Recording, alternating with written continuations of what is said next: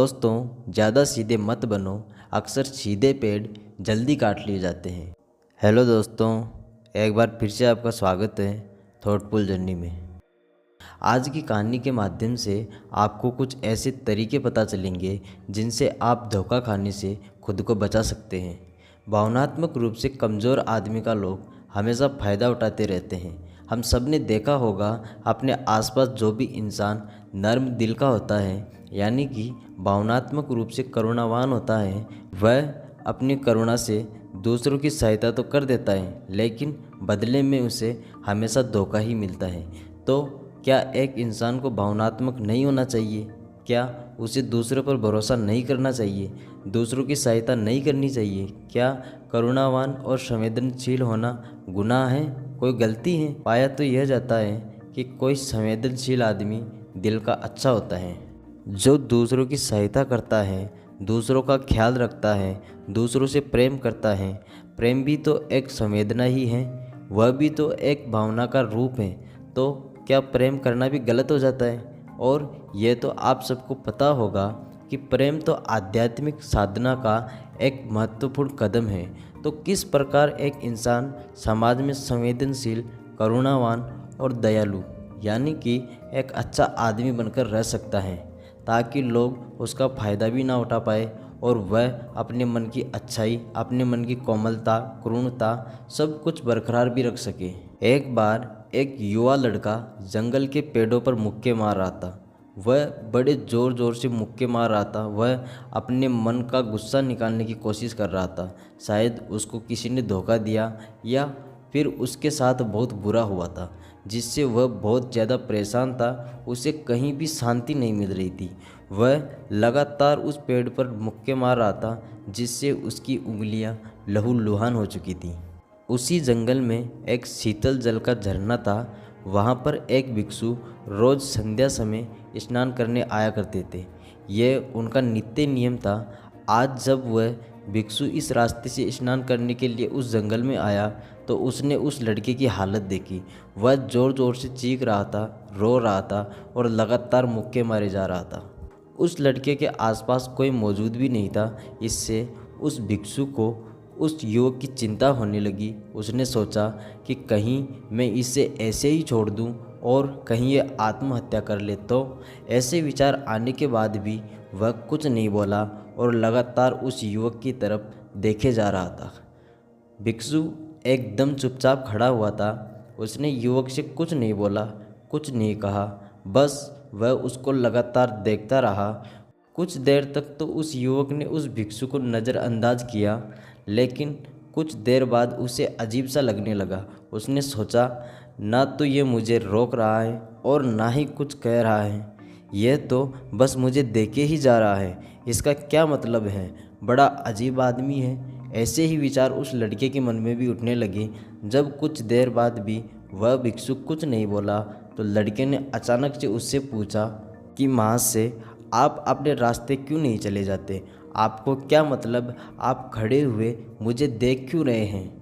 भिक्षु ने बड़े शांत स्वर में कहा, मैं तुम्हें रोक नहीं रहा हूँ, तुमसे कुछ नहीं कह रहा हूँ, तो मुझसे तुम्हें क्या परेशानी है? मेरे ही तरह यह पेड़ पौधे, यह पक्षी, यह सब तुम्हें तो देख ही रहे हैं। जब इनसे तुम्हें कोई परेशानी नहीं है, तो मुझसे क्यों परेशानी है? यह सुनकर लड़का ज़ोर से चीखकर बोला, मुझे सबसे परेशानी है। मैं सबसे नफरत करता हूँ। यहाँ पर सब धोखेबाज गद्दार होते हैं, कोई किसी का नहीं होता इस दुनिया में। और इस तरह बोलते बोलते वह फूट फूट कर रोने लगा और रोए जा रहा था, और भिक्षु उसे देखे जा रहा था। वो उसे चुप करने की कोशिश भी नहीं कर रहा था। यह बात तो उस लड़के को और ज़्यादा अजीब लगी। अब रोना छोड़कर उस लड़के ने सीधे खड़े होकर उस भिक्षु से कहा, बड़े अजीब आदमी हैं आप।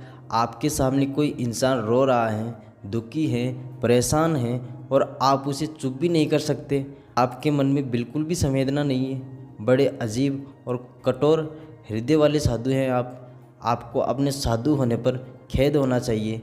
और ऐसे ही न जाने क्या क्या जली कटी बातें वो युवक उस भिक्षु को सुनाने लगा। कुछ देर बाद जब युवक की सारी भड़ास निकल चुकी थी, तब भिक्षु ने बड़े ही शांत स्वर में कहा कि आज मैं तुम्हें कंधा दे सकता हूँ, तुम्हारे आंसू पोंछ सकता हूँ, लेकिन इससे तुम्हारी समस्या का समाधान नहीं होगा।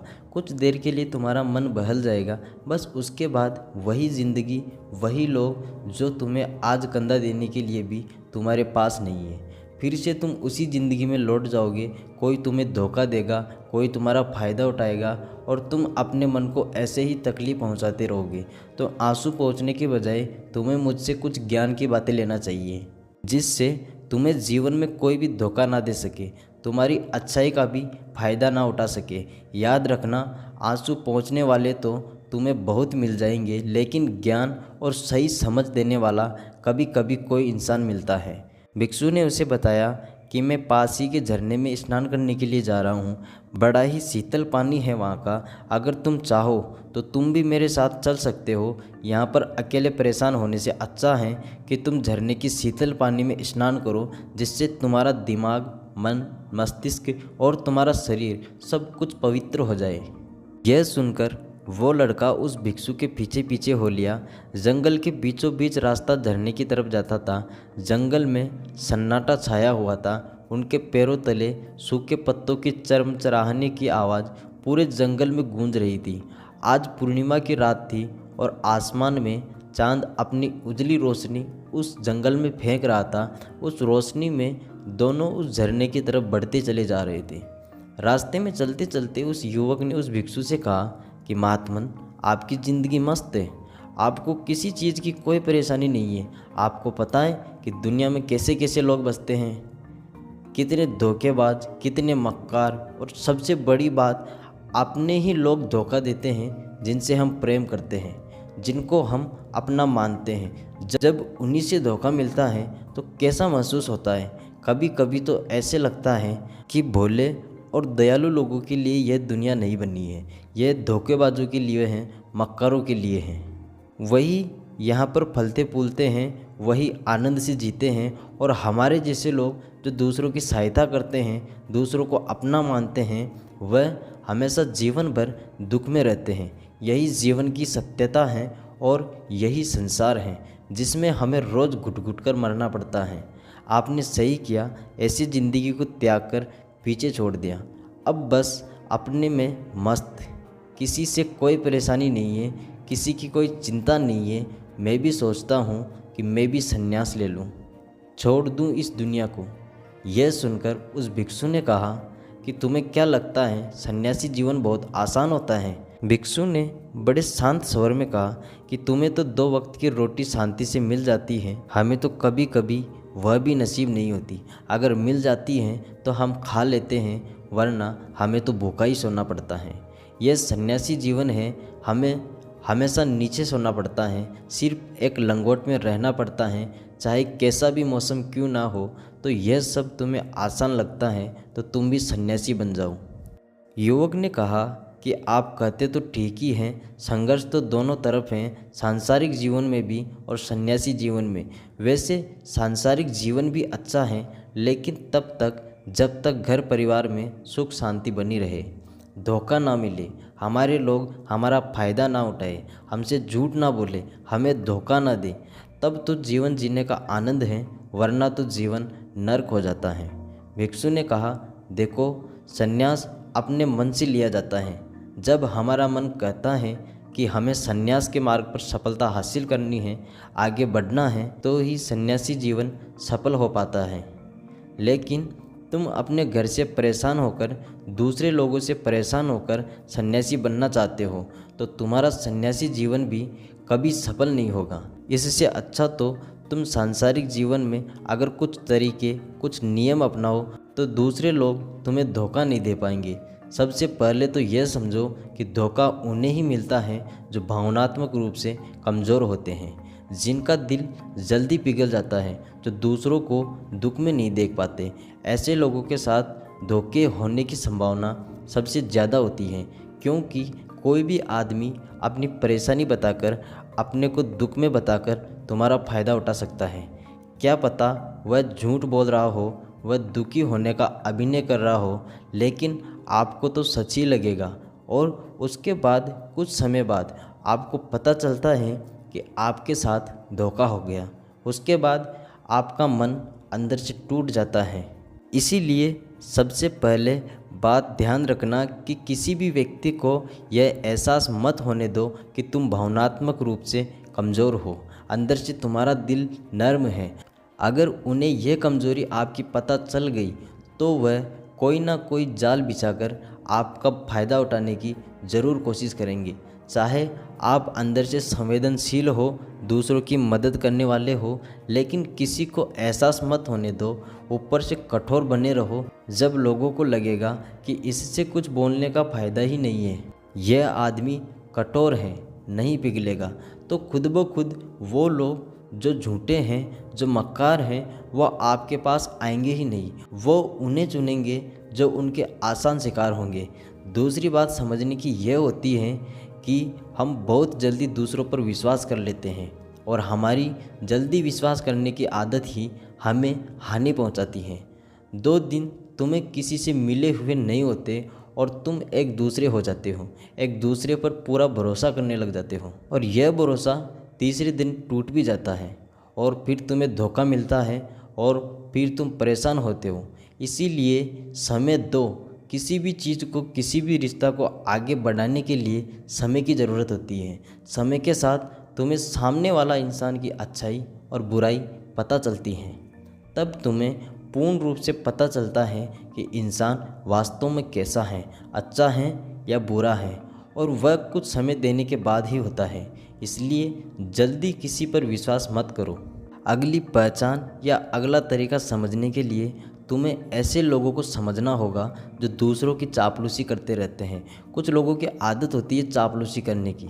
आपके सामने आपकी बढ़ाई करेंगे, आपके बारे में अच्छा बोलेंगे और आपको लगेगा कि ये इंसान कितने अच्छे हैं, मेरे से कितना प्यार करते हैं, लेकिन वास्तव में उनकी वह चापलूसी एक जाल होती है ताकि वह आपका दिल जीत सके। और उनको चापलूसी करने का मौका तभी मिलता है जब आप दिखावा करते हैं।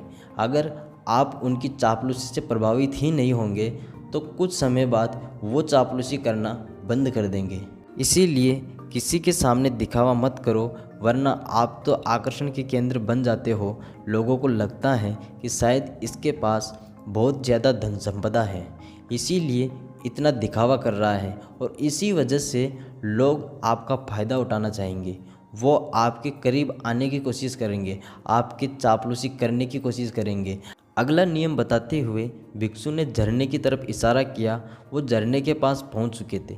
युवक को भी एहसास हो चुका था क्योंकि वहां पर ठंडी ठंडी हवा चल रही थी। ढलान की तरफ जाते हुए भिक्षु ने कहा कि सांसारिक जीवन में एक बात समझने की यह होती है कि हम जिसकी सहायता कर रहे हैं, चाहे किसी भी रूप में, धन से, शारीरिक रूप से, या जिस भी अवस्था में हम किसी की सहायता कर रहे हैं, तो हमें यह ख्याल रखना चाहिए कि सामने वाला वापस कभी भविष्य में हमारी सहायता करने योग्य है कि नहीं।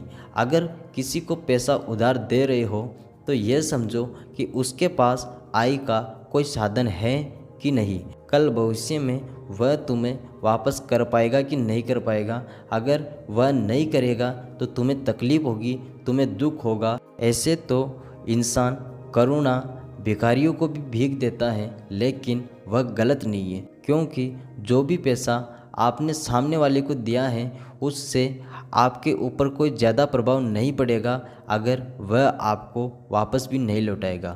तो अगर किसी ऐसे इंसान को पैसा देना है जो कभी वापस नहीं लौटा पाएगा, तो उतना ही देना जिससे तुम्हारे ऊपर ज़्यादा दबाव न बने। अगर वो वापस भी न लौटाए तो तुम्हें ज़्यादा दुख न पहुँचे।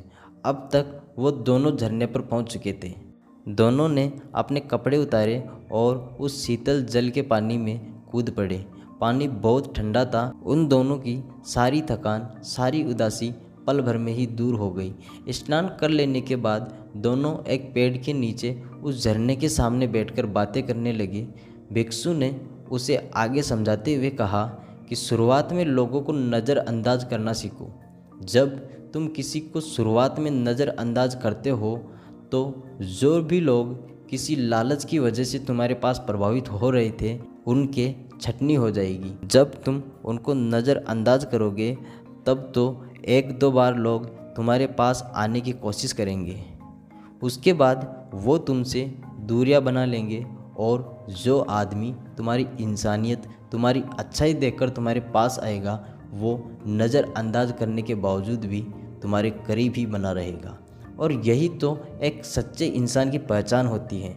तो हमारे अपने होते हैं, उनसे हम लड़ भी लेते हैं, झगड़ भी लेते हैं, उनके बावजूद भी वो हमारी बातों का बुरा नहीं मानते हैं। चाहे थोड़े समय के लिए वह हमसे नाराज़ रहे, लेकिन कुछ समय बाद फिर से हम एक हो जाते हैं। और यही तो घर परिवार का मतलब होता है, यही तो अपनों का मतलब होता है। इसीलिए शुरुआत में अनजान लोगों को नज़रअंदाज करना सीखो, इग्नोर करना सीखो, ताकि धोखेबाज मक्कार लोग तुम्हारे करीब ही ना आ पाए। अपने इस वार्तालाप को ख़त्म करते हुए भिक्षु ने अपनी आखिरी बात बताते हुए कहा कि ये आखिरी सीख सबसे ज़्यादा महत्वपूर्ण है। सब कुछ होने के बाद भी तुम्हें धोखे मिल सकते हैं, लेकिन तुम अगर अपने आँख, कान और अपने दिमाग खोलकर रखते हो, अगर तुम होश में रहोगे, ध्यान करोगे, तो तुम्हें इंसान की आंखें देखते ही समझ में आ जाएगा कि उसे तुमसे क्या चाहिए। तुम उसकी इच्छा और उसका स्वभाव उसकी आँख में ही पढ़ सकते हो।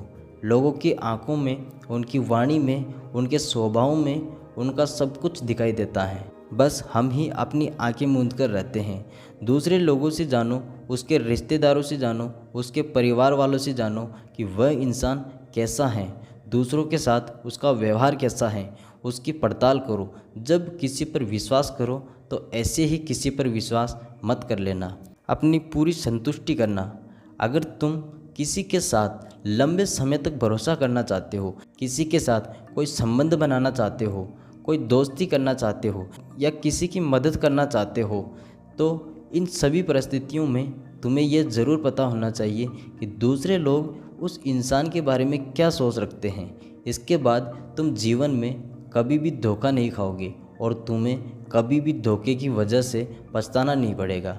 इसी तरह की बातें करते हुए भिक्षु और वो लड़का दोनों जंगल में बाहर आ गए, अपने अपने घर को चले गए। दोस्तों, कभी भी किसी पर भी भरोसा करने से पहले उसके बारे में अच्छे से समझो, जानो, समय दो, फिर भरोसा करो। वीडियो अगर अच्छी लगी हो तो एक कमेंट कर हमें ज़रूर बताएं कि ये वीडियो आपको कैसी लगी।